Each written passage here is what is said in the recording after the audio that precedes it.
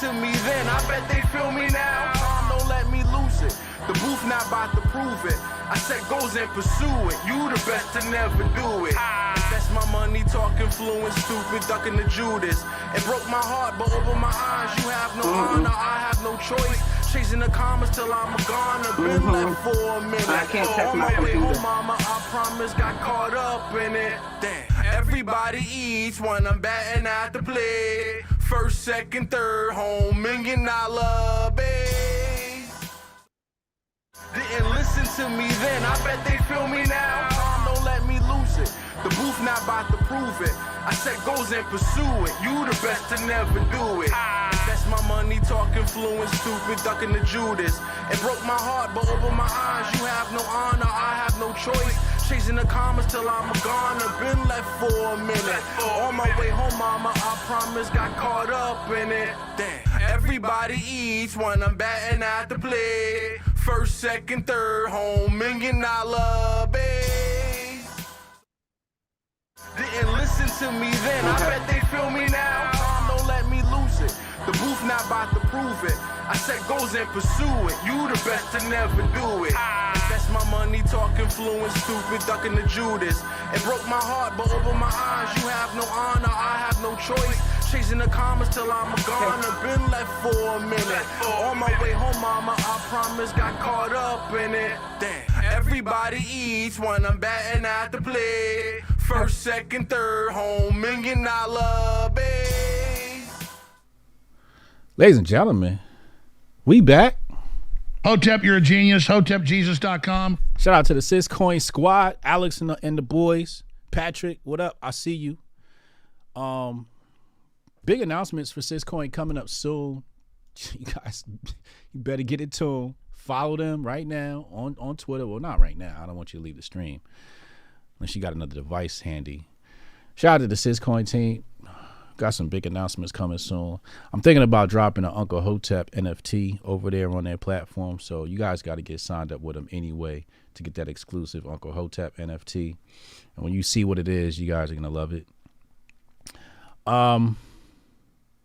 Sonnie Johnson's in the house. Sonnie, how you feeling? Well, I know how you feeling. I know Sonnie's a bit under the weather. I need y'all to just take it easy on Sonnie today. She's a bit under the weather. I offered for her to delay this talk, and she said, nope, we still gonna do it. So I love Sonnie for that. I appreciate her and her dedication to the people and getting the message out there. I was telling Sonnie, I said, I found my lane with the Twitter spaces. And then she said to me, she said, yeah, I want to wait until people are watching to say what I want to say. So I'm like, okay, well, I guess now's a good time. Well, what? So she's holding up a cup that says roll with it, which is promoting cannabis use. And my latest spaces was we canceling women that partake in cannabis. Rolling with it. I'm giving a message as we get ready to get into this conversation, this political rumble. You got to learn this to roll with it. See, you adding extra shit that I ain't say. I didn't say none of that. Fuck, you just adding shit. No, for real though. What you're doing in the Twitter spaces is absolutely fabulous, and the way you're letting people understand that, we have, political disagreements but at the basis of everything, we're human. And like, we all deal with the same bullshit. And if we can have one space where we can go and just unpack all that bullshit, but not feel burdened by it or not be felt like you're not woken up, all this crap that's going around now, you just feel like you can just be and just have fun. That is going to be very, very crucial for liberty lovers, because we're the only ones that's still doing that. We're the only ones that want that kind of freedom to do that. Us and the drag queens, because if you ever seen a drag show, they go in on each other. So they don't give a fuck about political correctness until they start talking to you. But this is one of our spaces where we could actually do that. And the conversations are hilarious. The give and take, the pullback, Wendy, is absolutely fabulous. Like, you have definitely created a lane. I'm a fan. So when I'm not trying to jump in and insert myself because I just want to listen, you know you got a fan. So I'm a fan of what you're doing on the Twitter Spaces. It's absolutely fucking fabulous, man. I appreciate it. If y'all never been to one of my Twitter Spaces, you gotta come through. You gotta come through. It's epic. You know, I didn't realize what I was. Make sure you gotta get him the commercial. You got to fit the commercial in right now. What you mean?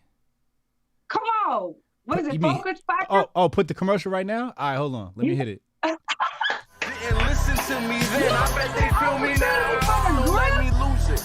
The booth not about to prove it. I said goes and pursue it. You the best to never do it. That's my money talking fluent, stupid, ducking the Judas. It broke my heart, but over my eyes, you have no honor. I have no choice. Chasing the commas till I'm gone. I've been left for a minute. On my way home, mama, I promise, got caught up in it. Damn. Everybody eats when I'm batting at the plate. First, second, third, home, $1 million base. You know Master Focus is going to get plugged when you're dealing with one of my Twitter Spaces. Absolutely. I missed the griff on that one. You're right. I'm slipping. But yeah, the Twitter Spaces, you know, I didn't really realize what was going on until what you said and what another lady said. She was like, this feels like the only place like where I can go and be me and not have to worry about being judged. And it's just like my Twitter Spaces is all about like, you know, it's banter first and foremost. A lot of teasing, but fun. But, you know, like I say, you know, one of my rules is we want bias, right? Like be biased. Don't come in with a level head, like pick a side, go hard line. And we're going to argue about it, but we're not going to argue about it from like, oh, you're canceled and we're unfollowing you. You know, we're arguing about it and we're respecting your side. And it's just a lot of fun. I can't even put it into words. You guys just got to come. If you're a Patreon user, you know, those Twitter Spaces get uploaded to Patreon, deleted from Twitter, patreon.com/HotepBeenToldYou. So some more supplemental content for our folk. But yeah, we just have a good time. I just try to have a good time. I know everybody's always so serious on the internet. And for once, when I go in, I don't have to feel like I have to be serious. So like whenever I'm anywhere doing anything, I do feel like I have to be serious and I have to let people know I'm not fucking playing with them in that moment. But it turns into kind of everywhere I go in the political sphere, I have to be serious. Yeah. And it's like, it's real good to be like, no, I'm just going to go in here and fucking cuss Hotep out. And this is going to have a good time. Because we never on the same side of the issue. So I know we're going to get some, you know, so it's good just to go in and just to be able to laugh and have people see that everything isn't always so serious. Yeah. And I tell people that all the time because they'll see me tweeting and they think, oh, she's so angry. Like I'm on the other side of the keyboard laughing my ass off. You think I'm angry. I am not mad at all. I just got the Twitter fingers going. Y'all the ones that are feeling some type of way. Don't put that energy on me. I'm chilling. Yeah, you know, my thing is I got burned out at the end of 2022. So I had to reassess my content strategy. You know, so this year for me, it's about fun content. I want to put out fun content. I don't want everything to be so serious. I want to have fun. We're going to talk about serious topics, but we're going to do it in a fun way, just for my own, you know, mental space, right? So today, though, is a serious topic.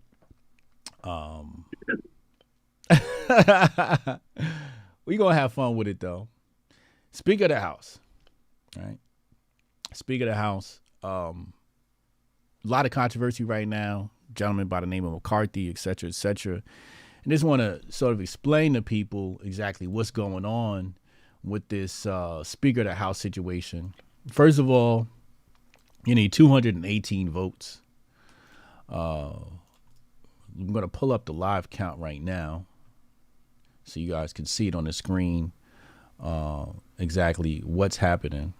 Now, let me see if I can pull this up. Here we go. Bink, bink, bink, bink. And there you have it, right there on your screen. So the live count right now, we're looking at McCarthy versus Jeffries. We're on the 12th vote. Yesterday we saw the 11th vote. So basically what happens is they argue, then they vote. They argue, somebody calls for a vote. They argue, and somebody calls for a vote. And they keep doing that until they hit a majority, which is going to be 218. As you can see, Democrats are in unison, 212 down the board for their guy Jeffries. There's no argument. You could look down the board and see they're all in unison with that vote. But there are some Republicans that have defected from the McCarthy vote. We got Matt Gaetz over here who's trolling and nominating Trump. Donalds has entered. I don't think he was trolling. I think where he nominated Trump because Trump endorsed McCarthy.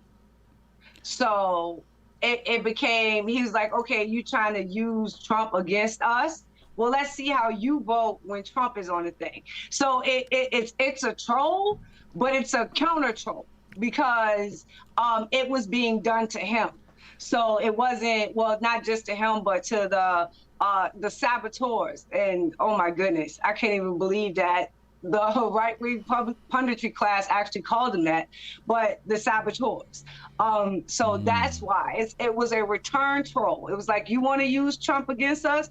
And be like, well, Trump said McCarthy should do it. If I put Trump up, would you vote for him? No, you wouldn't. So don't come to me and tell me because of what Trump said, I should vote X, Y, Z. You wouldn't vote for Trump if Trump was up on the ballot for this either. So it's a counter troll. Genius counter trolling from Matt Gaetz. Okay, that makes a lot of sense. Let's see, this is why we brought Sonnie on. See, I didn't want to cover this topic without the expert opinion because then I'd have gave y'all fake news. You see that? Lauren Boebert voting for Jordan, Donalds, Hearn, et cetera, et cetera. So anyway, we're going to dive into the weeds of this in just a moment. I just want to make sure that everybody understands how the process works. You need 218, and the Republicans are trying to come to a consensus on that. Also, we have to remember the precedents that were set. Now, this was put on my desk. Obviously, this was taught to me by Taylor, my producer, aka my handler. And then he showed me this tweet from Michael Malice, which led us to this source. You'll see it on your screen right now. And this is basically showing you other times where Congress, the House, or technically Congress too, couldn't come to a conclusion. And this is where I'm going to ask Sonnie to correct me if I'm wrong. So as you can see here, one of them, it took 1799, 6th Congress. It took 2 votes. And then here it took 133. So that's the most that votes it ever took. 1855, Nathaniel Prentice Banks, 133 votes to confirm him. So I would say, for those people who say that they want to go back to the founding fathers, they want to go back to first principles, this looks more like first principles than the shit we was doing before this when there was no debate. You know, when the country started, what we're currently seeing right now is what it looked like. So, like, you got to remember, like, back in those days, politicians used to get pseudonyms and go to the newspapers and write, like, the most, like, hyperly critically nasty kind of news articles about their opponents. And, like, Hamilton was one of the famous ones that was really, really good at doing that. But it wasn't pussified. They fought. They had different ideas, and they were not afraid to voice those different ideas and to have the debate, out in the open. You know what I'm saying? That was how this country came to be. So when you see our government operating now behind closed doors, where they see it's fit to make the sausage without us being able to see it, that's a departure from founding principles. That is a moving away from the origins of how this country started. And what you're seeing right now is more reflective of what was actually put into place. where ideas were open to be debated. Nobody just rubber stamped the vote, and you actually had to be able to defend and push your idea. You couldn't just run around talking about it's my turn. That wasn't something that was fucking acceptable. You had to do the debate. So what you're seeing right now is closer to founding principle than how Congress was previously run. I want to double down on that because that's exactly the point we needed to come to. I saw people yesterday, obviously leftists, complaining. Oh, look at the Republicans. They can't come to a conclusion on this. Ha, ha, ha, ha. And I'm like, don't you realize that every single other time outside of the presidents I just showed you on the screen, they've been in unison. They've just confirmed on the first vote. That's not good. It shouldn't be just, oh, yeah, we're just going to vote. And everybody's, that's when you should be suspicious. When Congress isn't arguing, you should be suspicious. And Democrats should not be acting like they're in a position of superiority when it comes to this. All that means is, y'all are pussyfied. That y'all let Nancy Pelosi run y'all with an iron fucking grip, and you did nothing to fight back. So you, like, they want to have short-term memory, like the AOCs and the Ayanna Presleys and them didn't try to have a coup against Nancy Pelosi last cycle, which they did. So it's not always set in stone with you either. The only difference is this time Republicans have been successful. This isn't the first time this group or this kind of ideology locked group in the Republican House has tried this. This is just the most successful time that they've had that's actually pulled its way through. And I would caution Democrats, what the hell do y'all think is about to happen to y'all? You think your base not coming to eat y'all too? You think that they're not going to tell you that they're tired of being lied to? You think that they're not going to, you promised them you were going to cut their college tuition. You got them to go sign up. And then that shit was yanked. You think eventually they are not coming for your scalp too? So I would be very, very cautious to any Democrat that looks at this, especially a politician that's in power, and laughs at it, because your people are going to be right on your ass to eat you next. And for Republicans, the day before yesterday, Democrats called you deplorable. And the day before that, they called you enemies of the state. They called you insurrectionists. Like, they called you every name in the book. Why in the hell is this name hurting so bad? Why is this criticism, like before when they would do it, you would get angry and in your feelings and want to go get scalps. But now all of a sudden when they do it and they call you a name, you want acceptance and capitulation is fine. This is what I'm saying. I'm learning a little bit during this process as well, because I need to know from white people, especially white conservatives, what is this linchpin that makes you say we're going after scalps, and then 5 seconds later, when you get called a different name, all of a sudden you need acceptance. Like, I don't understand where your linchpin is. I don't understand, like, which names are acceptable for you to be called and which ones are unacceptable. Or is it a matter of who calls you those names? Like, I don't understand where your line is.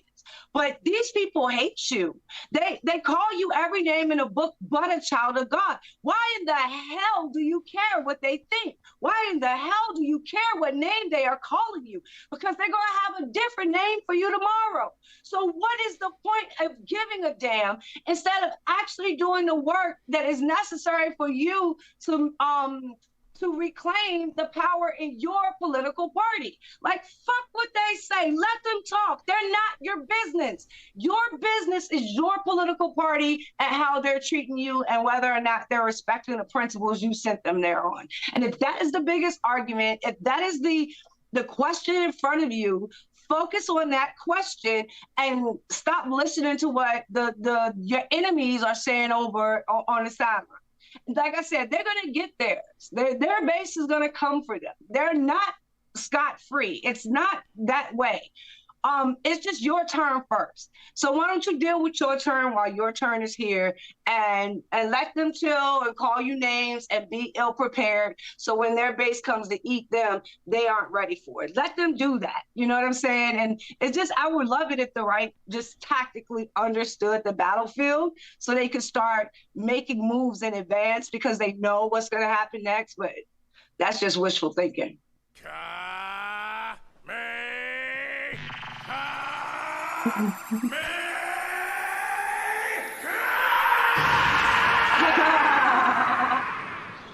You hear that?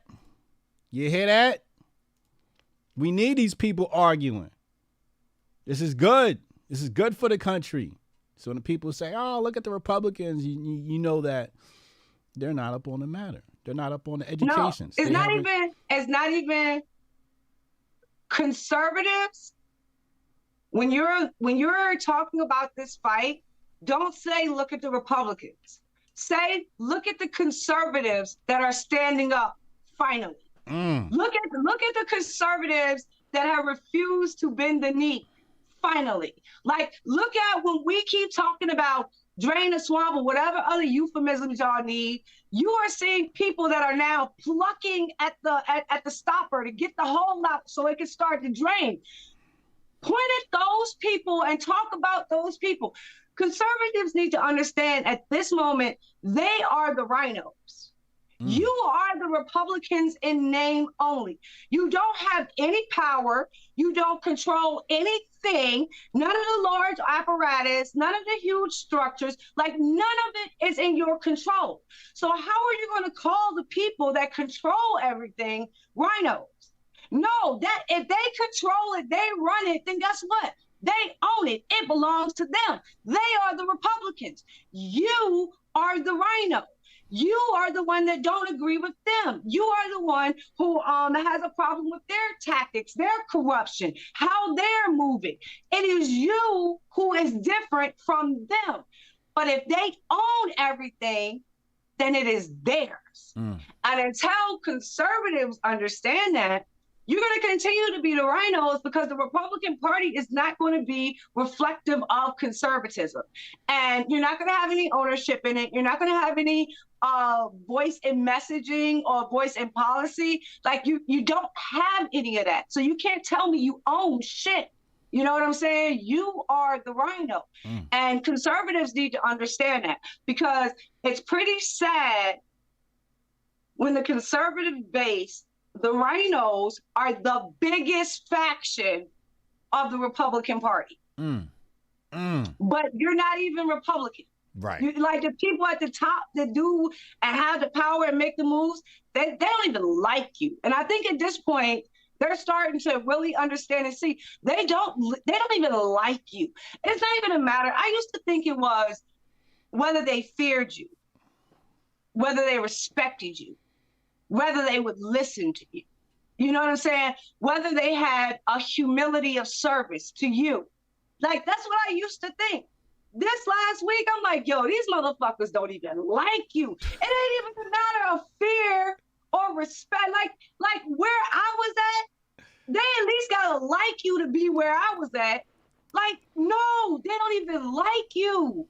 And I think that that's the one thing that's been most glaring to me over this week is just to see how much disdain the establishment Republicans have for their base. And this Republican plantation is something else. It's been amazing to watch. But and now you understand it though. You know how they say when a person can't get away from a certain topic, it's probably because they're guilty of it themselves. Now I understand why Republicans couldn't let the plantation talk go. Because they're guilty of it their fucking selves. They're running a conservative plantation. And they don't want you to look at their conservative plantation, so they keep pointing at the Democrat one. But if you see this abusive relationship that establishment Republicans have with their conservative base, and you don't call it anything but abuse, like, I don't know. This is an abusive relationship. And conservatives need to understand that they are in an abusive relationship. and detach themselves and take the fuck over. Your abusive relationship doesn't mean you have to move out the house. You can kick his ass out the house. And that's what y'all need to start doing and looking at it in that way as a way to move forward. Running away is not the answer. The answer is taking over, standing 10 toes down, looking at what these 20 Congress people are doing and saying that this is a way that we could start. And I'm probably rushing this, but I want to make a point. One of the things that I talk about all the time on Sonnie's Corner is it's very, very easy for people to take over, right? So if you tell people to take over, they're like, it's this big thing. No, listen, we can break it down in small pieces to tell you how easy it is to take over. There are certain committees, certain conferences, certain group things that you can get in, commissions that you can get in. You can get a space on a specific board, and you can start to completely control what is happening in an area by getting on a commission, getting on a board. And all of these are all of these are given positions. They're not elected positions. These are a position that someone grants to you for you to go here. So this is what the House members are doing. They're saying, we can't take it all over now, but we can get put in certain positions on certain committees and in certain conferences so that when things that are important to us come up, they aren't immediately just thrown away.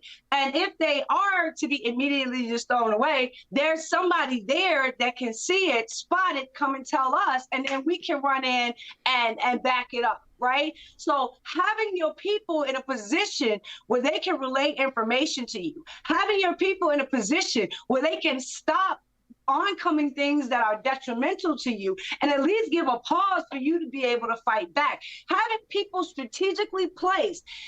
This is not just a strategy for what you're seeing in the House right now. This is the strategy of how you can take over local areas all around this country without ever once worrying about an election ballot. But that means you have to take real political action. It means you actually have to do work. Yes. You can't just tweet. No, and that's the thing about conservatives. That's the thing conservatives need to understand. You have a ruling class because you don't want to rule yourself. Oh, hold up. You have a ruling class because you don't want to rule yourself. And you hear... Say it one more time for Dr. Umar.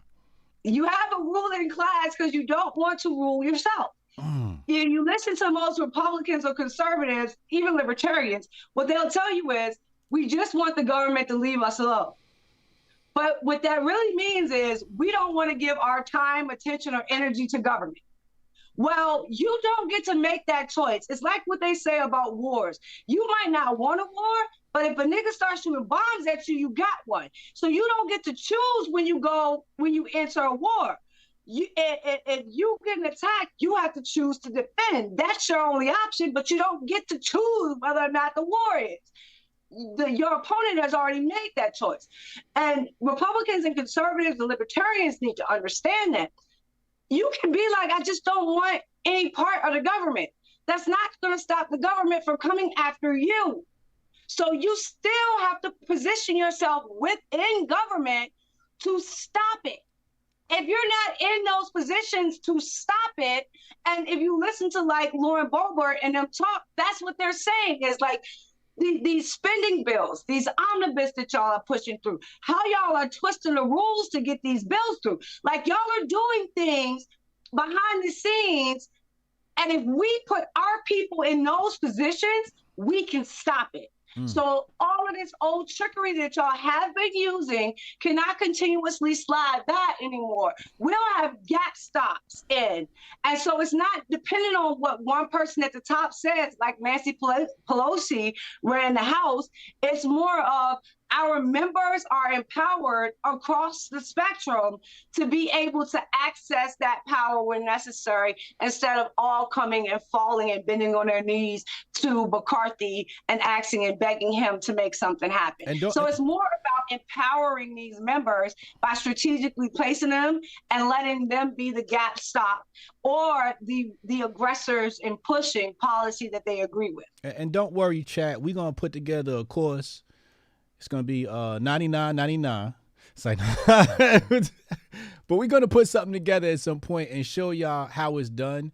I'm going to bring Sonnie on and we'll, I'll interview her and we'll try to, figure this thing out, because I like to learn. This is how I learned homeschooling, right? Like my kids are officially homeschooled now, but it started just like this, having these conversations with people who have done it before, who are the experts, bringing them on the platform, letting them talk, and then taking action, right? So we're going to teach y'all how to do this, because I'm telling you right now, I hear Sonnie talking. For example, let me tell you, I was talking to a dude. My kids got international football training on Saturdays. And I was talking to this white dude, and we got to talking, and I know I could spot a conservative by the way they dress, right? So I whispered in his ear, who I was, da-da-da-da. I told him I was on Gutfeld, and all his eyes lit up. He was happy. Come to find out, he on one of these committees you talking about. So he started venting to me the problems he has. But he says, we control the board, we control the committee, but we live in a liberal town. And I found that quite interesting, because I'm like, y'all control it, but they live there. And I'm like, wow, this is very fast. So what Sonnie is saying is very real. And now I'm like, okay, let me start plugging him for some more information about how he's moving. I even want to just show up at one of his meetings and just talk to the white liberals and let them know, you motherfuckers don't give a fuck about black people. You're using me, right? Because I don't think some of them even realize it, right, at the constituent level. Let me get into some super chats. Then we're going to talk about the role of the Speaker House. And then we're going to get into some of the Republican drama behind the scenes of what's going on. Blah, blah, blah, blah. He said, yo, I'm late. She got a channel, YouTube, Rumble. This is Sonnie Johnson of Sirius XM Radio, Patriot Radio. She is way above and beyond YouTube and Rumble. She's on another stratosphere. We haven't gotten to that level yet, okay? But she's official media. We're just fake media. You got to check her out. I'm gonna keep my powder dry on that one real quick. You got to check out Sirius XM Radio every Saturday and Sunday. Yeah. So this is who this is. You got to follow on Twitter as well. Jay Pylon, appreciate the super chat. He says, salute to you, Sonnie, bless. Canon Hotep, salute to the goddess / Titan Sonnie. Word up. Steph Colonel, Sonnie be at 100% after this Sonnie gonna be at 100% after this conversation. Just giving her life, you could tell. Francisco Bentora, he said, I love you guys. You guys are amazing. Every time you guys are on. No, Sonnie, man, that's her, man. It's all her.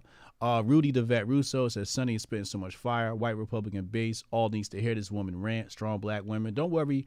I got Amber knocking out the timestamps and clips, so we're gonna have timestamps and clips for y'all in the next coming days. Don't you worry. Let's talk about Speaker of the House. I want to talk about the role of the Speaker House and its importance. How is important in his role? What exactly does he do? Does he even do anything? Does it matter? How much power do they have? Can you explain this to us? Yeah. Okay. So there's an awesome video out by Glenn Beck, and I'll put it up on my Twitter. But it's like, this is the process. So it's going to sound like I'm stealing it, but you can only say it one way because it's the fucking process. It's the way it works. So if you have 10 people telling you the same way a process works, they're all kind of going to sound the same. But so this is the way it works. So you are a member of the House and you want to put a bill up. So you say, okay, this is the bill that I want. The bill then goes to the Speaker of the House.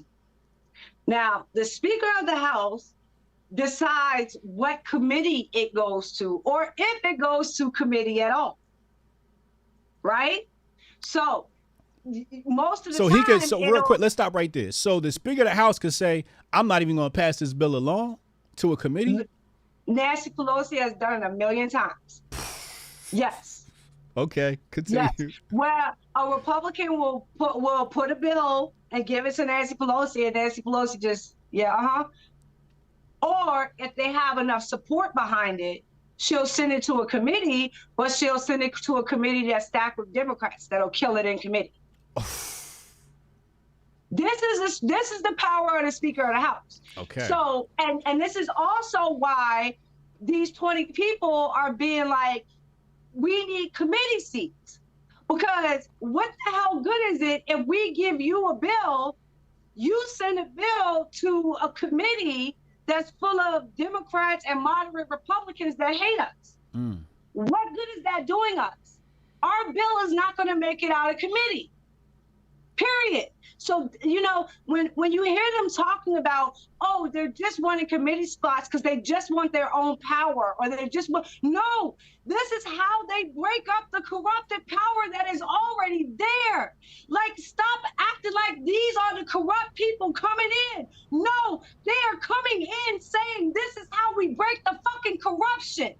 If you put us in these committees, and they try to send the bills here to kill the bill, now you have somebody on the committee that will say, no, we're going to stop and we're going to debate this bill. You have someone that can actually push and debate and actually have the back of the bill to try to get it out of committee. Or again, that person can pause, can come back to the group as a whole, say, our committee just got your bill. They're trying to trash your shit. You need to go and start, you know, pulling some ears and getting some voices and shit, so they are able to just squash the bill in committee. So think about it in terms of when they're trying to push things like a balanced budget agreement, or something like term limits, because these are all the concessions that they're asking for. Are you going to bring these bills up? Right? So no more earmarks being stuffed into omnibus bills. If you want an earmark, that earmark has to come up by itself to be debated on the floor. How many earmarks are going to pass if they come up by themselves to be debated on the floor? A lot of those earmarks are going to get struck down. The way they get passed is that they're stuffed in these big ass bills that nobody reads. So if we have our people in this process and we have our people pointing this out, we become gap stoppers. It doesn't give them any extra power. Like they can't make legislation move like by magically waving their wand because they're on a committee. But what they can do is stop the abuse of the bills that are coming in, make them actually be debated instead of being thrown out on bias, getting help if necessary to make sure that bias is checked, and trying to get bills that conservatives, grassroots people want actually out of committee and onto the House floor for a vote. I knew this was going to be a powerful presentation, but goddamn, I'm learning so much. Oh, but then man. That's not even all. So, okay, so you, the member, you go to the speaker, you give the speaker your bill. The speaker sends it to committee. It gets through committee, right? It gets through committee. Now it goes to the rules committee. So this is the secondary committee where you see so many of the saboteurs wanting a spot on the rules committee.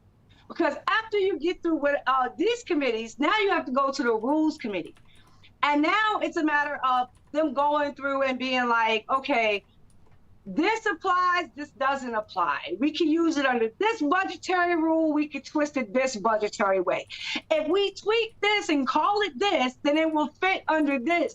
This is what Nancy Pelosi was able to do what she was able to do, because she was a master manipulator of the rules committee, of being able to twist and manipulate the rules committee to get very unpopular bills across the finish line coming out of committee by twisting and manipulating the rules, finding loopholes, you know, changing language a little bit, like those type of things. Those are all done in the rules committee.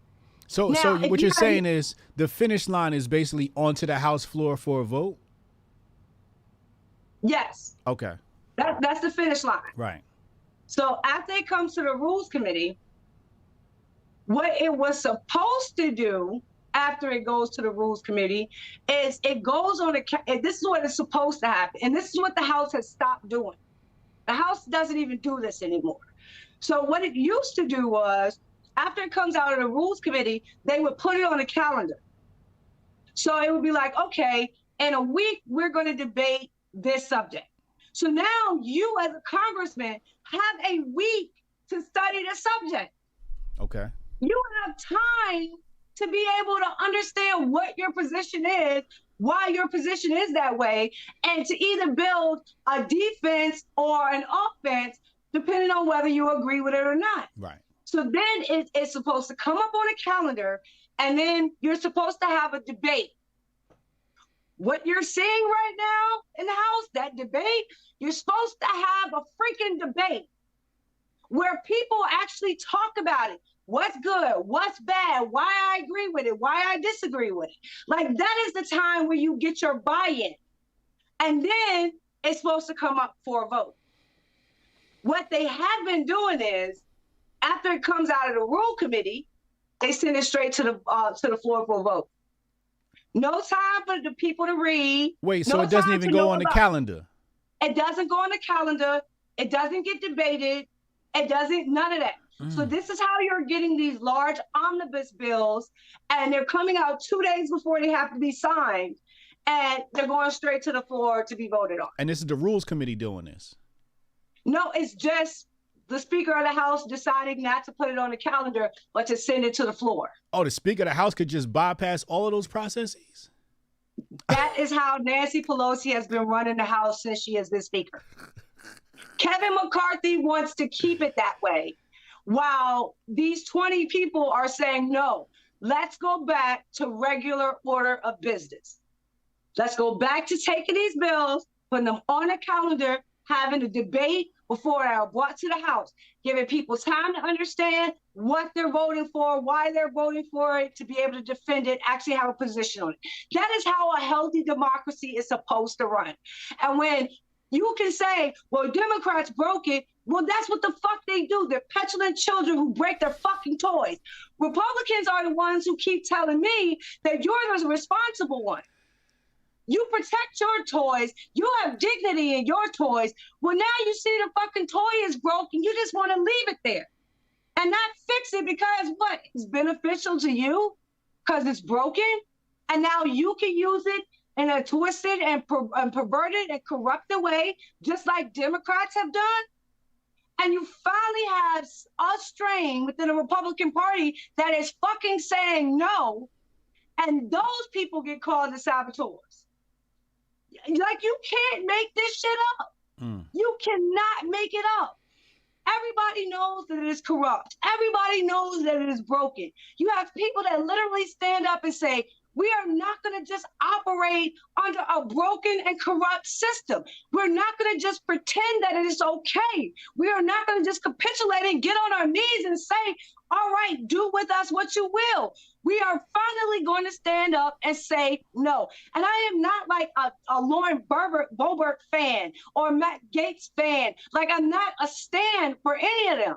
I want to see this strain of backbone in the conservative base as a fucking whole. Like, all of you need to get this backbone. All of you need to understand you can't keep complaining about a political party that you don't actually go in and take over. Okay, like, hold up. Period. Hold up. We gotta save. We gotta save that fire. I want to come back to the Speaker of the House and their role and the things are we missing anything else about the power that the Speaker of the House has or the job duties that are primary and important for the people to know? And then I want to dive into, after we cover that, I want to dive into the McCarthyism and, the good, bad, and the ugly of that situation. But first, I would just want to lay down the groundwork. Are there any other primary duties or power that we need to people to know, or is that just it, what you covered right there? They are third in line to the presidency. Okay, let me write this down. Hold on. You said third in line to the president? To the presidency. So Joe Biden is president. If something were to happen to him and Kamala Harris, the Speaker of the House, would become president. Oh, that's right. It comes with a large increase in pay. It comes with your own security detail. And it comes with a lot. It's a nice, pretty perk package. And it does come with massive amounts of influence and sway when it comes to lobbying and other things like that, because if you are a lobbyist and you can get to the Speaker of the House, you know what I'm saying? You're kind of in a really, really good position. So that's the person's ass you got to kiss. Yes. Oh shit! So if you Speak of the House, everybody got to kiss your ass. Yeah, because all bills originate from the House, are supposed to originate from the House. Right. All spending originates from the House. If you are Speaker of the House, that gives you a lot of power and a lot of sway. Because you basically the pipeline. They got to go through you. You the bridge. Oh wow, the middle. To get the discussion started, right. You have power and sway over what is sent to the Senate, because after the bill comes to the House, it has to go to the Senate for approval. If the Senate changes anything, then it has to come back to the House. So you got power there. So it's lots of PowerPoints, if you want to say it. But the major ones of contention right now that are causing this fight are more so over the committee and changing the day-to-day operations of Congress. Wow. You see why I wanted to unpack that, chat? Stop grifting, hit the super chat, show us some love. Cash App Hotep Jesus as well. Give you the shout out, all that good stuff. InfoWars just text me.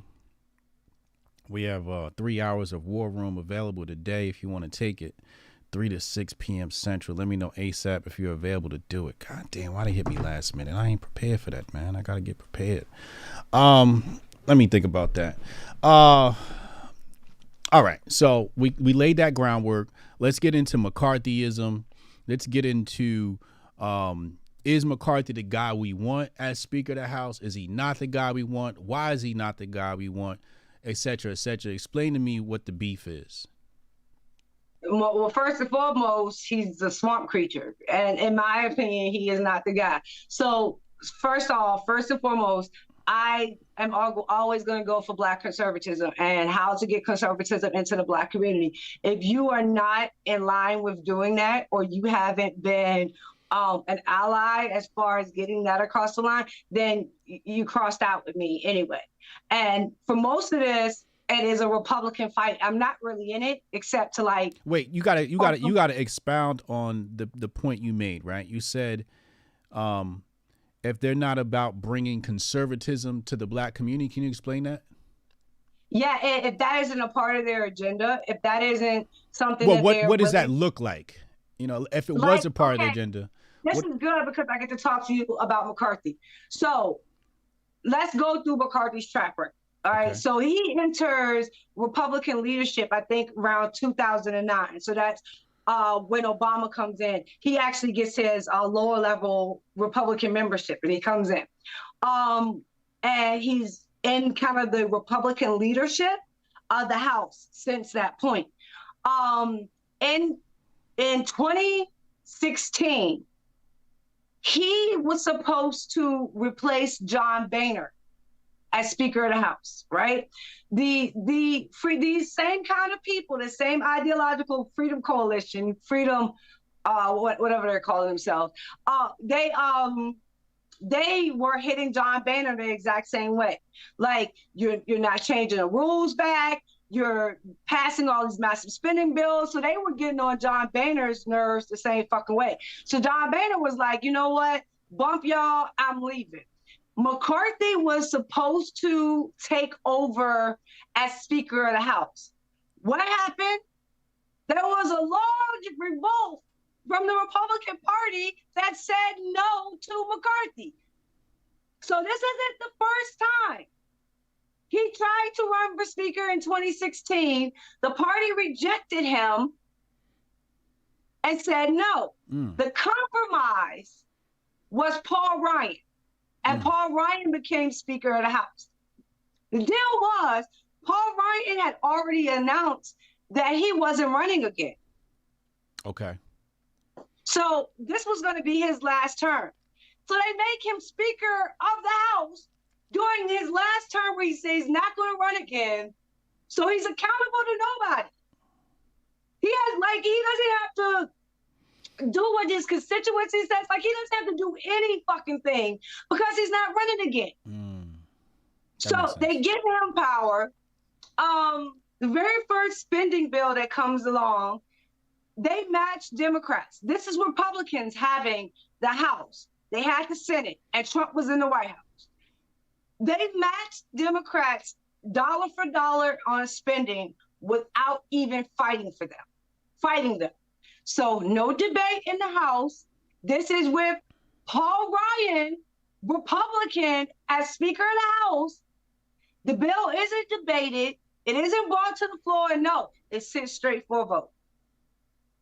So these exact same rules that Democrats were operating off, Republicans had no problem coming in and operating off the exact same rules. They pushed it through as an omnibus in December, put it out at the last minute, rushed everybody to vote for it before they go home for the holidays, just like they did this time. This is not new. It's rinse and repeat. And you're having people finally say, no, like, no more doing this. You're not going to keep pushing us into these huge spending bills that no one knows anything that's in it, and making us and forcing us into voting for it, or saying that the government will shut down if we don't. There is a regular way of operation. And if we get back to that operation, then Congress will not be held hostage, because that's another one they're using now, that these people are hostage takers. No, Congress actually holds the American people hostage to say, if you don't pass this excessive amount of spending, the entire government is going to shut down and America is going to cease to exist. Yeah. And this is both sides of the aisle. Again, you can tell me Democrats doing more, but that's what Democrats do. Republicans are supposed to be different. You're supposed to be the alternative.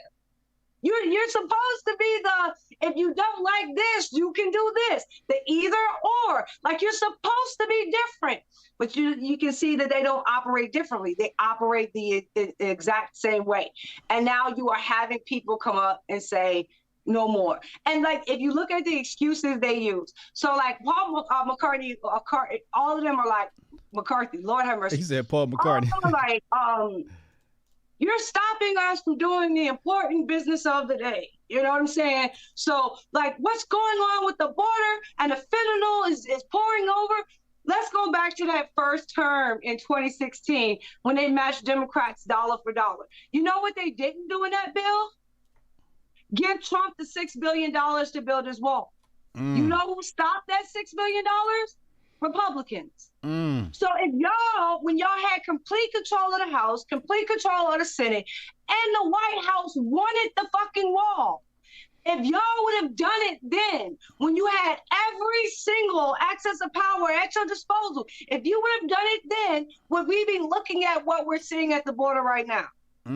So now you want to tell us it's important to look over there, but you don't want us to remember in 2016, 2017, when you had the opportunity to fix the situation, not put a Band-Aid on it, not tourniquet it up for a second, but actually fix it with a long-term wall. You didn't do it. But now you want to tell us, if we're smart and we want to solve this, we need to come back to you and trust you. Like no. One of these things is they expect their base to have short-term memory.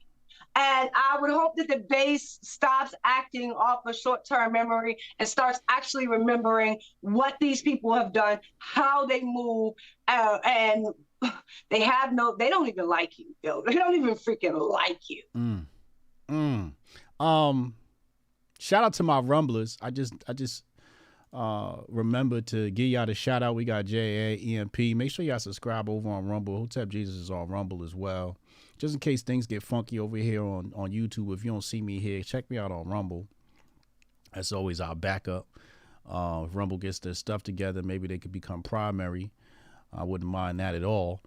Now, Sonnie, I need you to walk me through, you know, how black people fit into all this, because you said if he doesn't deal with... This has nothing to do with us. But you said if McCarthy or anybody like that isn't prepared to bring conservatism to the black community, you don't want nothing to do with them. When you say bring conservatism to the black community, what do you mean by that? Okay, so second part. All right, so after 2016, when they voted him down and wouldn't let him become speaker, he went and basically he started a leadership pack. Okay. Right? And he started to raise money to support House members and their committees. Okay. So, I mean, and their races. Okay. And here's another thing that the 20 saboteurs are asking for. So one of the things that the 20 saboteurs are asking for is if there is an open seat primary, then Republican leadership PAC cannot invest any money in it until the primary is over. What does that mean? It means you can't pick a candidate to favorite during the primary. And you can't send them tons and tons of money and you know that the grassroots candidate isn't financed the same way. So you have to stay out of primaries in open seat elections and let the two participants in the primary go at it. Once there is a winner, then you can finance the winner. But you have to stay out of open primaries. So this is what Kevin McCarthy was doing. He was going and he was raising money. And then he was going and he was hand-picking candidates across the country to run. And especially in open seats, he was paying for them during the primaries. So if somebody else was trying to run against them, it was nearly impossible because they have this big Kevin McCarthy money coming in to get them through the primary. So understand this when they keep saying, well, McCarthy has 200 people that he paid for most of them. That's not loyalty. He paid for them. He paid for their campaign. He paid for them during the primary. He showed up and bought ads for them. He pimped them. They were his product and he pimped them. And now you're looking at that and saying, oh, that's loyalty. That's not loyalty. That's a pimp-hoe relationship. And when you say, well, the hoe is loyal to her pimp, that doesn't make me be like, oh, well, that's nice and healthy and I should really support that. No, I understand the fucking dynamic. You paid for these people. Now, what I'm saying about that is, do you think he targeted a single black community? Uh-oh. Here we go. He targeted black candidates that are in white spaces. So all of the black people that are in there, there's no majority black district. They're black people that live in white areas. So the white conservatives voted for the black person. Yay, good. Which candidate did you pick in a black community? And did you actually go in and run? And did you actually go in and endorse? And did you actually push? No, to them, these districts are still unwinnable and of no concern to them. So that's what I mean when I say, if you're not interested in going in and actually having, so you don't mind going around the country, going to all of these white districts doing it, did you stop by a single black district to do it? No, so I can't count on you to do that. Now, the next person that comes in and becomes speaker, can I count on them? I don't know. But until I put my boot on their neck, we ain't gonna find out. Yeah. So if I already know the answer is no with you, I'd rather get someone new in and see what happens when I put the boot on their neck and see if they decide to move a little bit differently. You know what I'm saying? But I already know with you, it's a lost cause. Yeah. Wow. Shit, that totally makes sense. So basically it's like, they're not even putting the money in the black community. Totally makes sense. And secondly, to add on to this, because you see, you got me in the mood. To add on to this, he knew that this was going to come spring, early summer, right? That's usually when they start hammering these things out and start making the deals, right? Now notice, They don't wait till last minute to hammer out leadership, but they'll wait till last minute to pass a $1 trillion omnibus. They prioritize what's important, right? So they have months to do this, and they've been doing it for months. And McCarthy thought that they were going to have a red wave. Yeah. He paid for a red wave. I don't think you heard me. He paid for a red wave in his mind. He paid for it. Yeah. So he thought that those 20 people wouldn't matter. So when they were coming to him trying to negotiate, he was like, fuck you, you don't matter. Like, we're gonna crush, this wave will be so big, I'm gonna have enough people without y'all. Like, so it's not, I don't need to negotiate with y'all, I don't need to do any of that. Enough of my people are gonna get over the finish line that I'm not gonna need y'all. That failed to materialize. So now he's looking dumb in the face like, wait a minute, I do need y'all. I do need y'all. Come here, let me talk to you. And they like, nigga, please. Like, that's how you are supposed to react. If you go and you're like, if I'm coming to you and I'm like, look, can we talk about how we go? And you laugh in my face, like, I don't need you. And then I have to walk away. And then you realize you do need me. And you come back, how am I supposed to react to you? Yeah. Am I supposed to be like, oh, I'm so glad you came? No, nigga, I remember what you did. Like, you can't ask me to forget what you did. Yeah. I am not a lollipop head. That's not how this works, you know? So no, you had the opportunity to be a leader when nobody was looking. And that's when leadership matters. When it's not a matter of you getting credit for it, when nobody else is going to ever know it happened, no one is going to ever know that this even transpired. What do you do in those moments? In those moments, you acted like a dick, and now it's coming back to haunt you.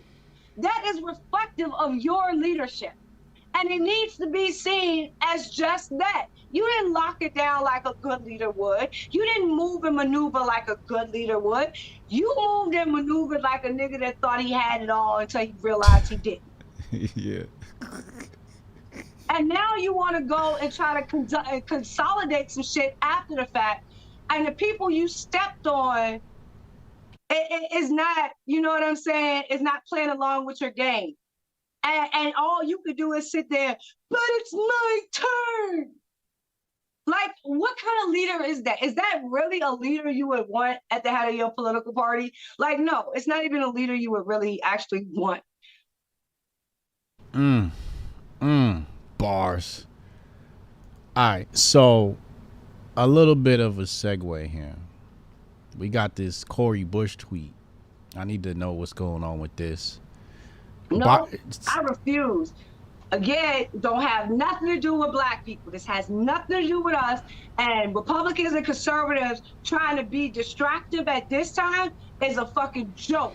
At this moment, Republicans and conservatives are running around calling Byron Donalds a saboteur and a terrorist and like. Wait, who's calling him that? The whole right-wing punditry apparatus? Yeah. Yeah, that's what they're calling them now. And even the diehard McCarthyites are going on TV and stuff and saying, we're dealing with terrorists. These people are hostage takers. They're saboteurs. Like, these are the names that the Republican friends are calling Byron Donalds. So you want me to stop looking at what the Republican friends are calling him so I can look at what Cori Bush said about him? No. Kiss my ass. Again, I know what the enemy's gonna say. What the enemy said is nothing different from what the enemy always says. But I would like to know why my friends are calling me such names.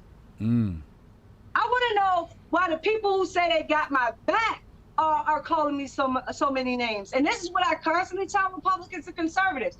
Y'all want me to go and fight Democrats. So while I'm off fighting Democrats, you can start stabbing knives in my back. You can be calling me a black nationalist. You can be calling me all these other fucking names and a racist and all this other shit. So you can insert all these knobs in my back while I'm out looking at Democrats. And this is what they're trying to do. They want us looking, and Byron Donalds looking at what the Democrats are doing and saying and moving, instead of looking at how your friends are moving. So no, I'm gonna look at how your friends are moving and what they're calling you right now. And I'm gonna be more deliberative about that to allow Republicans and conservatives to use race when they think it benefits them. Fuck no. No, you don't get to do that. We got your friends calling him names right now. Let's talk about that. Because we can't change what our enemies say. But I damn sure think that we have some influence about what our friends have coming out of their mouths. Maybe they're not our friends, and that needs to be a relationship we need to reassess, as opposed to listening to what our enemies are talking about. So the enemy and the friends are actually in agreement on Byron Donalds. They want to get they're basically attacking him. So let me ask you this: is Byron Donalds a token for the people, the terrorists? No, he voted twice for McCarthy. So he was the first two votes. He was a McCarthy voter. And at the third ballot, he changed his mind because he said McCarthy doesn't have the votes. Like, it's not a matter of. So why'd they select him out of all people? Is he a viable option for Speaker of the House? He was pushing for a change and how leadership was selected. So this was back in November and December. Byron Donalds was leading the charge at that time to change the way they selected leadership positions. So, you have to have a whip, you have to have a minority leader. So like right now, Kevin McCarthy is the leader. If he becomes House Speaker, then they find another Republican to step in and become the leader. You know what I'm saying? Yeah. So like Byron Donalds was at the beginning fighting to change the way that structure is set, but he lost. And this just gave him a secondary way to get into that argument. Okay. So he's been steadfast, and he hasn't necessarily been attached to the Boeberts and the Gates in them. Okay. I think he's much more attached to the McCarthyian wing, but he still has enough individuality to be like, I can see this situation clearly, and he does not have the vote. So can we do something different? And this is my question, because one of the things they continuously say is, like, all of these people are the same. Like, so Mike McCarthy would be the same as Jim Jordan, would be the same as Biggs, would be the same. Okay, well, if all of y'all are the same, then why is it such a big deal for you to interchange? Okay. Because you want to tell us you're all the same. So if you want to vote for Jim Jordan, you can vote for McCarthy. Okay, well, if y'all are all the same, I don't want to vote for McCarthy. Why can't I vote for Jim Jordan? I'm getting the same thing, right? That's what you tell me. I'm getting the same thing. So why is it that I have to make the switch? Why can't y'all make the switch? So if y'all are literally telling me that y'all are all the same, and we're saying, okay, we don't like you, give us somebody else that's just like you then, if that's the case. And you see a lot of people who would support someone. And like me, Jim Jordan came to Sonny's corner. Jim Jordan took my questions. He took my battering. You know what I'm saying? And he stood in, he answered every question. He wasn't stuttering. You know what I'm saying? You can tell how deep his knowledge is, even if you get him a little uncomfortable. Okay. It doesn't stop him. Yeah, it doesn't stop him from having a point of view. So in that respect, I have a certain, fondness for Jim Jordan for just being able to come and have the conversation, whereas a lot of Republicans are scared and refuse to do so. Okay. I'm looking at the live vote right now. They're in the 12th vote. Biggs has moved his vote to Jordan. Matt Gaetz has moved his vote to Jordan. Bob Good has moved his vote to Jordan, and Andy Harris has moved his vote to Jordan. And the 12th round of votes is not completed yet. This is rather fascinating, Sonnie. Very fascinating. So my next question to you is, we're going to start to wrap up here in a few. How I understood it is the tactic of the defectors, right? Their tactics is to frustrate McCarthy to step down as running for Speaker of the House, and then the vote would be up for somebody else, right? Is that what's happening here? And what's the likelihood of that happening? I don't know, right? Okay. I'm honestly shocked they got this far. Okay. Like, honestly, I am shocked they got this far. Yeah. And I would say to every Republican and conservative that is watching this, like, this is your moment to understand. Guilt shouldn't work on you. Shame shouldn't work on you. These people trying to bully you, it should not work on you. Are being given real-time examples of what it looks like to stand 10 toes down to your political party. Accept the examples. I don't care whether McCarthy wins or Jim Jordan wins. I think the most important lesson in this past week is for the grassroots Republican or conservative to understand you can fight back. You can hold your ground. You can make these people listen and bow to you. Like, you have power. You are their base. They work for you. If you don't show up and you don't vote, you don't put them in their position, they're not there. They need you more than you need them. And that what you are being shown this week, if that is replicated across the entire country, then you're going to get a new face of the Republican Party. And again, I said, if the Republicans are able to deny Kevin McCarthy Speaker of the House, and if they are able to get Harmeet Dillon to take over at RNC and knock out Ronna McDaniel, if they're able to do those two things, I can't talk shit about Republicans and conservatives no more. I would have to stop talking shit about how powerless and feckless and weak and yellowtail. Like, I wouldn't be able to call you those things if you were actually getting these people out and changing the face of your party and making them listen and making them bow down into service. If you were doing that, I couldn't talk shit about you.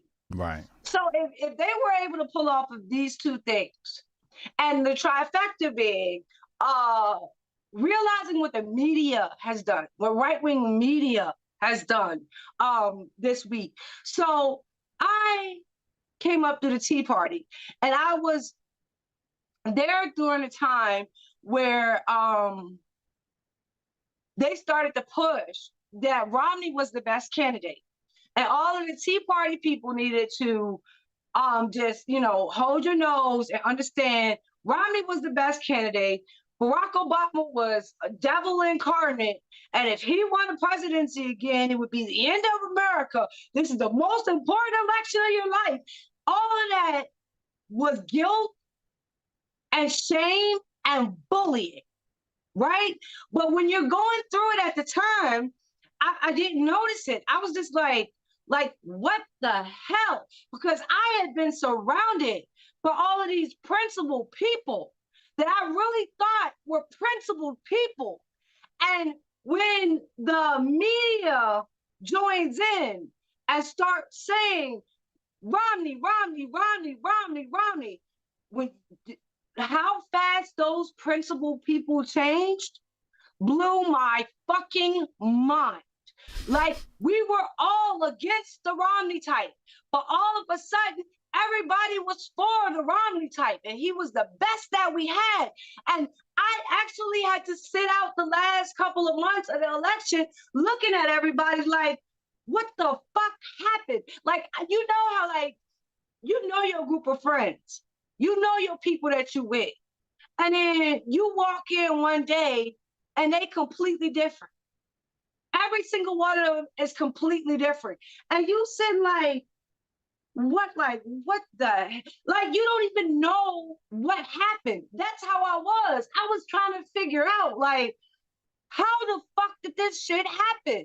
Like, how? And then you realize, yo, they just murdered the Tea Party. Mm-hmm.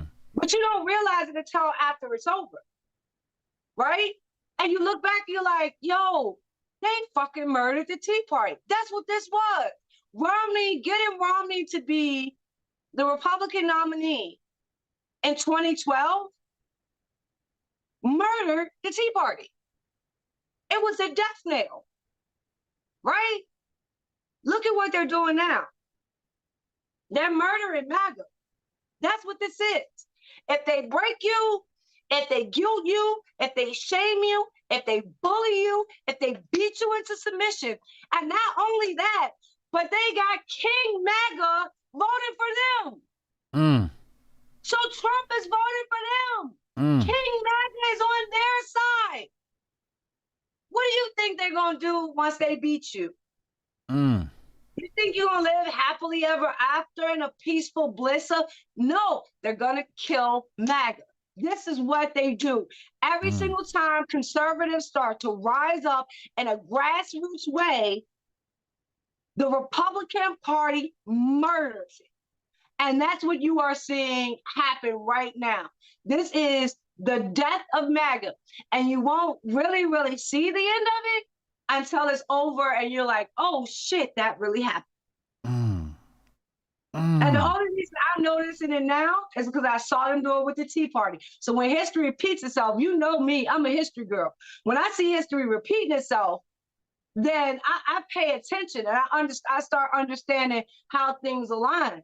And all this is history repeating itself. Let's see. Oh man, real quick, let me do a plug. Because we got a bunch of people who were defectors who are now McCarthy. I'm gonna come back to the vote in just a second here for y'all. It's getting tighter now.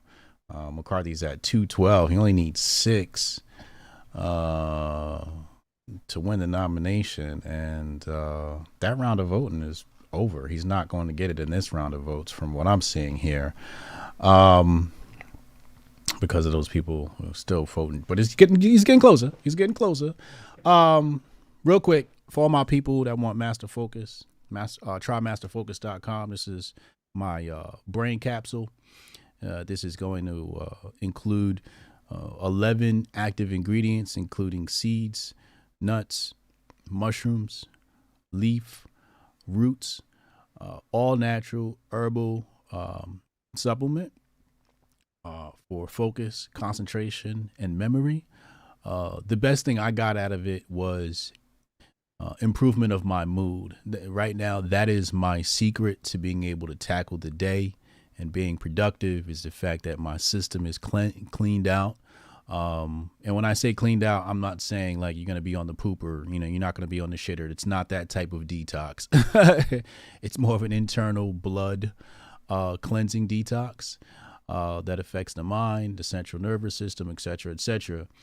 Reason why I say all that is because if you're a viewer of my channel, I want you to go to trymasterfocus.com, get yourself a subscription. You get a discount if you're on a subscription, and then email me and say I'm a Hotep Jesus YouTube subscriber, listener, watcher, and I will reduce drastically your monthly subscription because you are one of my loyal listeners. So I just want to put that out there. There's no discount code or anything like that. All you got to do is get yourself a membership and I'll give you way low pricing. I'll go in and I'll manually adjust that. That's trymasterfocus.com. Now, last question for you, Sonnie. I want to know how we should posture To me, this, if I were to take a stab at this, I think at this point the people were just sitting back and watching the show, and there's pretty much nothing we can do except learn. Is that correct? No. Okay. You can understand what you've given up. What do you mean? This is very important for people at the lower levels to understand, and people at grassroots to understand. You need to understand what you've given up. You've given up grassroots activism. You can rephrase it and say that it's been taken away from you, it's been structured out, or anything like that. But that's really the thing that you have been neglected, is grassroots activism, right? So they have traded in the grassroots activism for leadership PACs. And you need to understand why this is important. Kevin McCarthy's leadership PAC is not making money from grassroots donations. So it is not the average grassroots person sending $5, right, that got him the $300 million that he raised.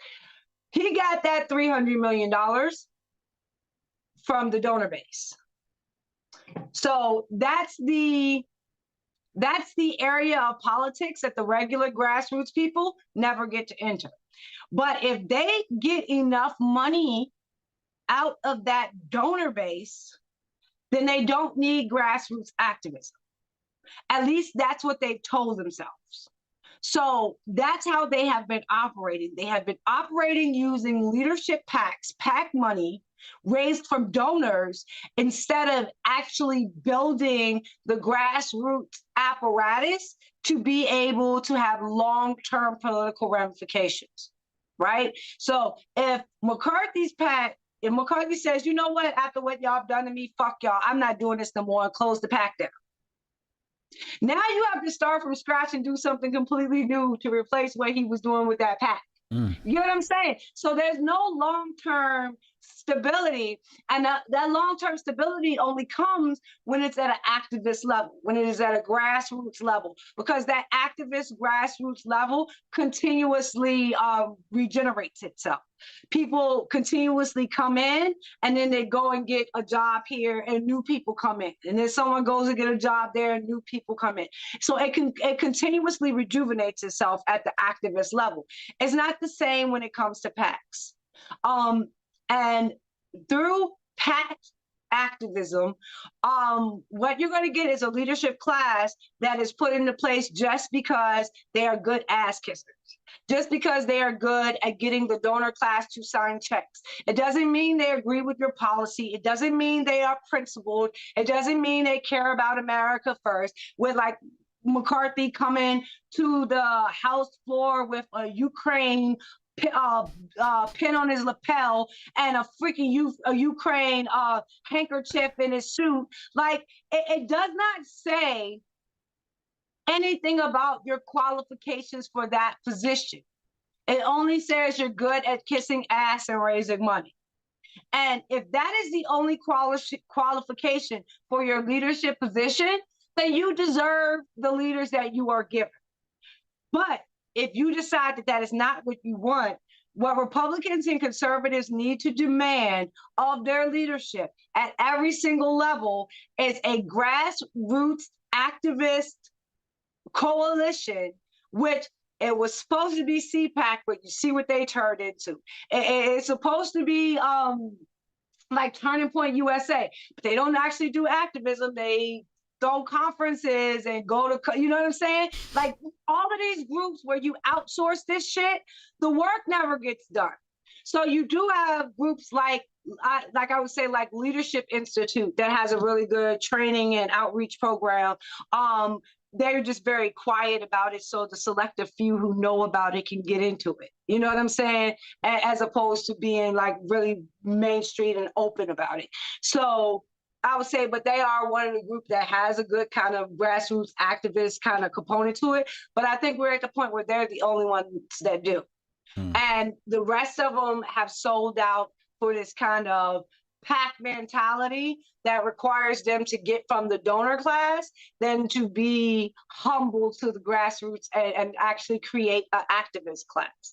So that's what I would tell conservatives and Republicans. That's what they robbed from you. That's what they've taken from you. That partnership and cohesion that you would build in a political grassroots activist kind of scenario, they've robbed you of that.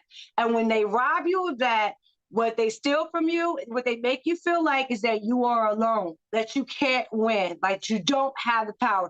Now, you by yourself, you feel that way. If you were surrounded by thousands of other activists that were doing the work, you wouldn't feel that way. And so this is what they have taken from you. This is what they don't want you to have. They don't want you to feel empowered. They don't want you to feel like you can fight. They don't want you to feel like you can win. You are empowered. You can fight. You can win. You just have to lean on the strength of those in the grassroots who are next to you and start to feed each other the kind of energy that will get you in a position and place to be able to take these people on. They are not smarter than you. They are not wiser than you. They are not more talented than you.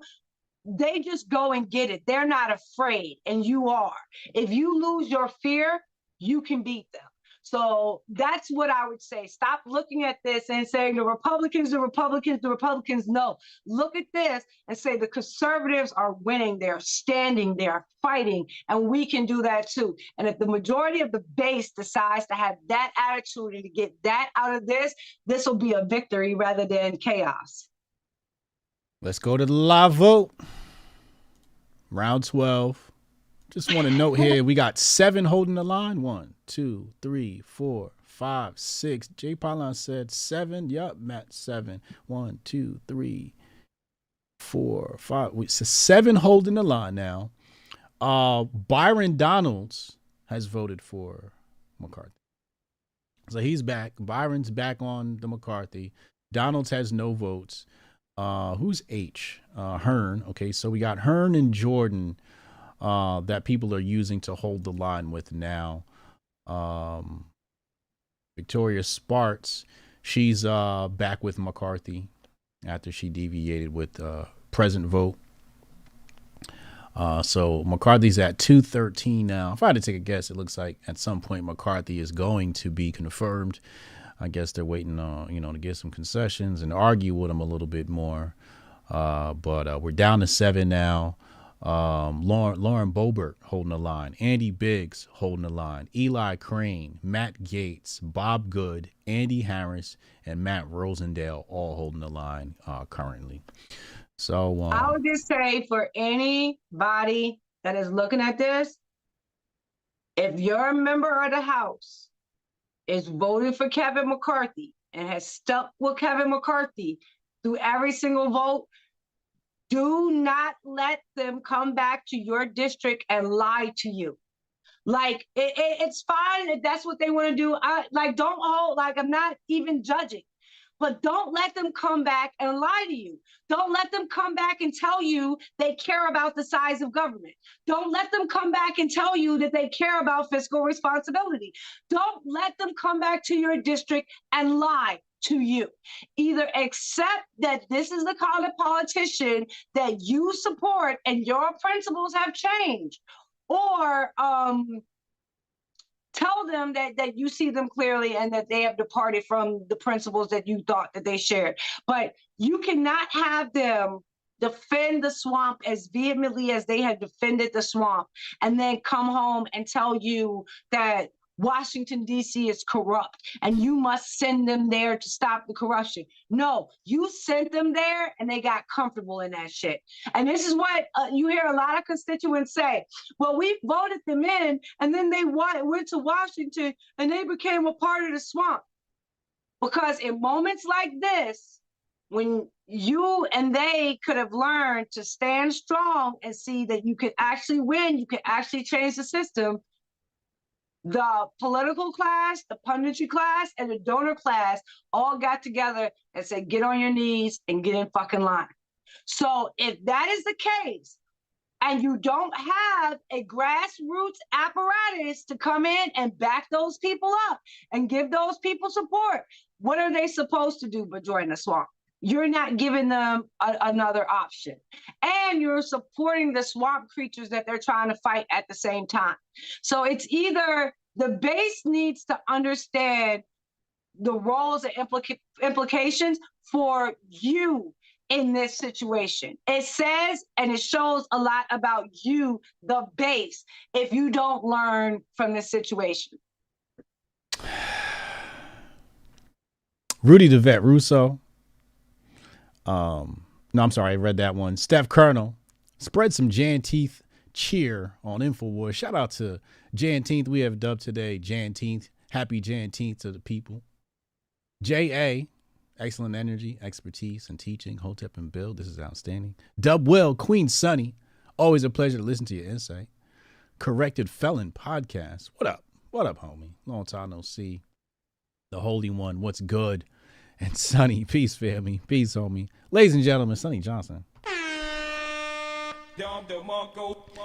Hey, at some point, I'm gonna get this up on the Spotify's and the Apples. In the meantime, I want you to plug into Patriot XM Radio. Saturdays. What time you start? 1 p.m. Yeah, 1 p.m. Eastern. Channel 125, 1 p.m. Eastern.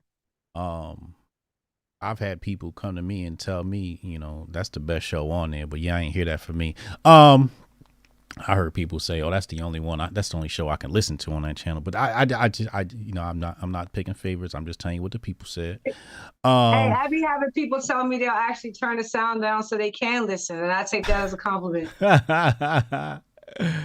So make sure y'all get in tune. Patriot XM Radio 125 with Sonnie Johnson every Saturday and Sunday too, right? Because it replays on Sunday. Yeah, it replays on Sunday. Yeah. Yeah, same time. No, I think it has an alternate time. I think it's like 11 in the morning on Sunday, and then it plays a separate time in the afternoon. So right. You get 2 replays on Sunday. 2 replays on Sunday. Okay, awesome. So make sure y'all get in tune. Catch the first one Saturdays, 1 p.m. Saturday, yeah, and especially if you catch it tomorrow live, we're going to take calls. So I'm going to try to open up the show to majority of the callers. So, you know, that just means I'm going to be fighting with a lot of white people. So make sure you tune in to Sonnie's Corner. It's going to be fun. It's going to be lit. All right, I'm out of here, y'all. Hotep and Bill. Didn't listen to me then. I bet they feel me now. Tom, don't let me lose it. The booth not about to prove it. I set goals and pursue it. You the best to never do it. Invest my money talking fluent, stupid, ducking the Judas. It broke my heart, but over my eyes, you have no honor. I have no choice. Chasing the commas till I'm gone. I've been left for a minute. On my way home, mama, I promise, got caught up in it. Damn. Everybody eats when I'm batting at the plate. First, second, third, home, $1 million bed.